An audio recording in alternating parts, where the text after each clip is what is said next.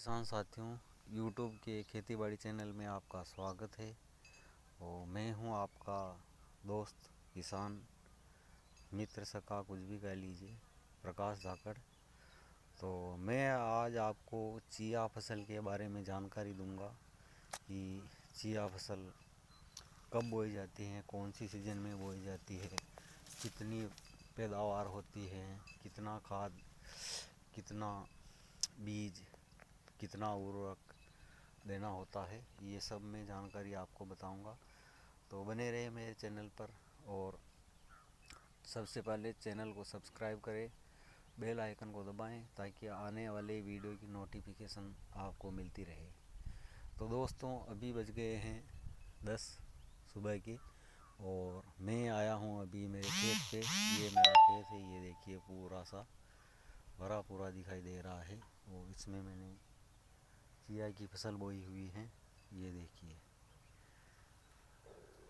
ये पूरा खेत दिखाई दे रहा है, इसमें चिया की फसल बोई हुई है। तो चिया की फसल करीबन 75 से 80 दिन की हो गई है।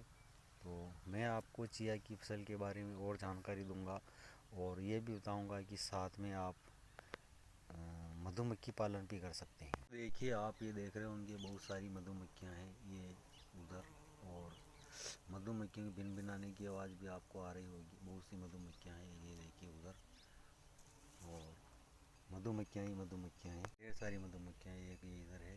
तो ऐसे मतलब इसमें मधुमक्खियां ही मधुमक्खियां भिनभिना रही हैं। तो मैं आपको ऐसे सलाह देना चाहता हूं कि आप इसमें जो ये मेड़ है, यहाँ पर बक्से लगा के मधुमक्खी पालन भी कर सकते हैं।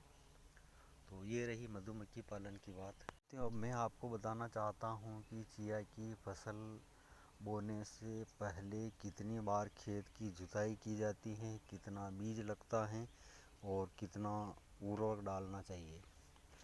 तो किसान भाइयों, सबसे पहले खेत की 2 बार जुताई कर लें। 2 बार जुताई करने के बाद उसमें क्यारियाँ डाल दें। क्यारियाँ डालने के बाद इस चीज़ का ध्यान रखें कि क्यारियाँ एकदम समतल हो। तो फिर आप उस बीज लें चिया का। चिया का बीज 1 बीघे में करीबन 300 से 400 ग्राम बीज काफ़ी है। तो बीज चिया की बीज है वो बहुत छोटा होता है। तो आप उसमें चिया के बीज के अंदर रेत या मिट्टी दोनों मिक्स करके, कुछ भी रेत या मिट्टी मिक्स करके उसका छिड़काव कर सकते हैं। तो 300 ग्राम बीज के साथ में आप 1 से 2 किलो बालू रेत लेकर उसमें मिलाएं और उसका छिड़काव करें।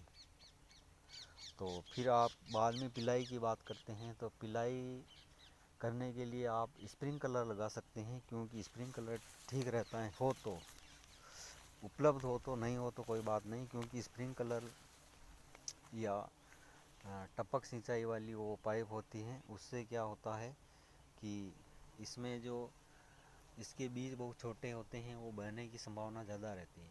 तो उसमें से क्या है, अपन क्यारी में से पिलाएंगे तो बीज के बह कर जाने की संभावना ज़्यादा रहती है। तो उसमें अपन ड्रिप या इरिगेशन दोनों से उससे सिस्टम से सिंचाई करते हैं, तो पानी मतलब उसके दाने की, बीज के बहने की संभावना बहुत कम रह जाती है।